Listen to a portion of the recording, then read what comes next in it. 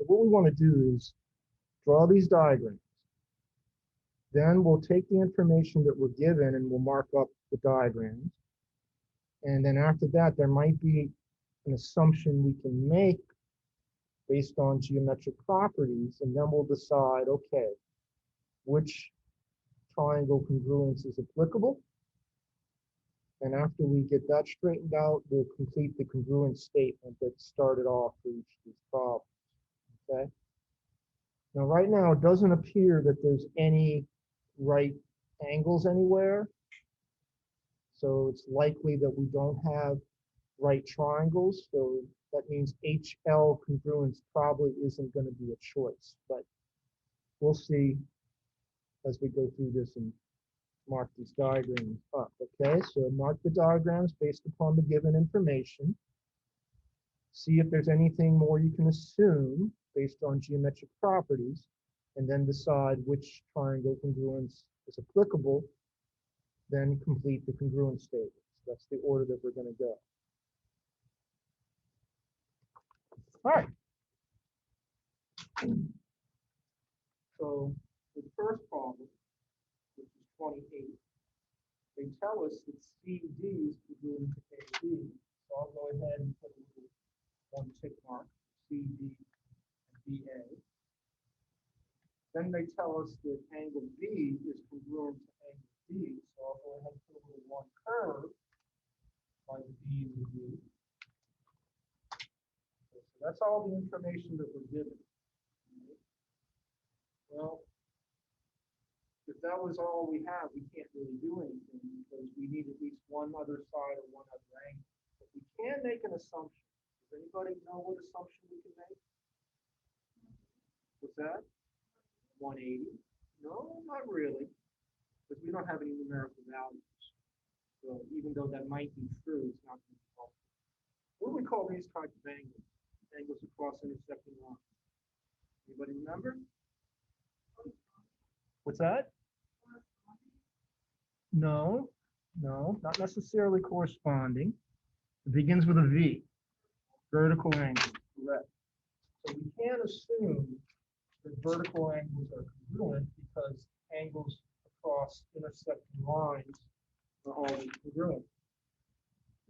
So we have that one assumption we can make. Now we have some. Now we look and see what we got. Well, it looks like we've got two angles and a side, but the side is not in between the two angles. All right, so this is AAS. This the letter S is not in between the two A's. You would have to have the side here to be in between the two A's. It's not over here. Now we usually write with the letter A first, so you might decide to put SAA. That's not a big deal. We just don't write it that way. Okay, so now the congruence statement. So they give you the letters for the triangle on the left.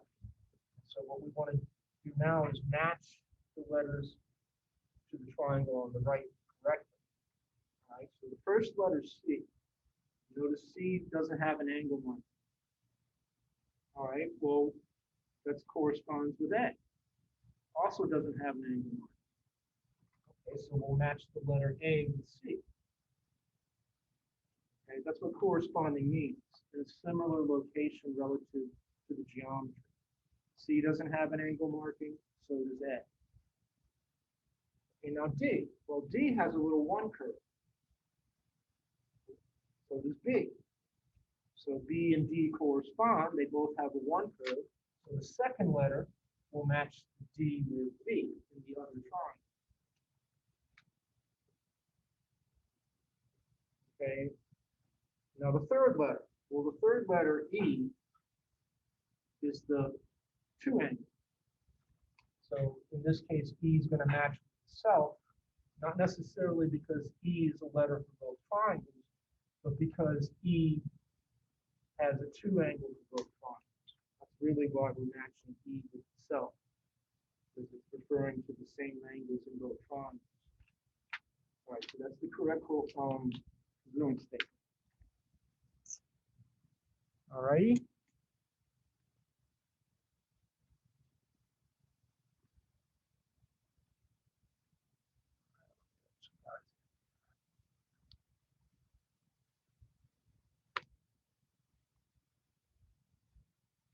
Okay, so just a reminder, I'll try to let you in Zoom class. If you come a little late, you might have to wait a little bit, okay? Just a reminder about that. All right, so now we got number 29. So again, same thing. First thing we want to do is we're going to take the given information, make our geometrical markings, then see maybe if there's something we can assume, which may or may not be something we have to worry about. Then decide which congruence we have, then complete the congruence statement.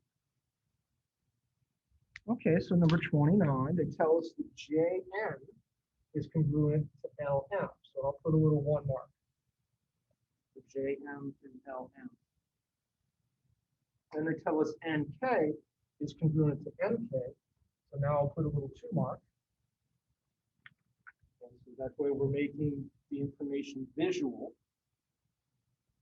And then they give us one more thing and tell us that angle N and angle M are congruent. So I'll put a little 1 curve. Okay.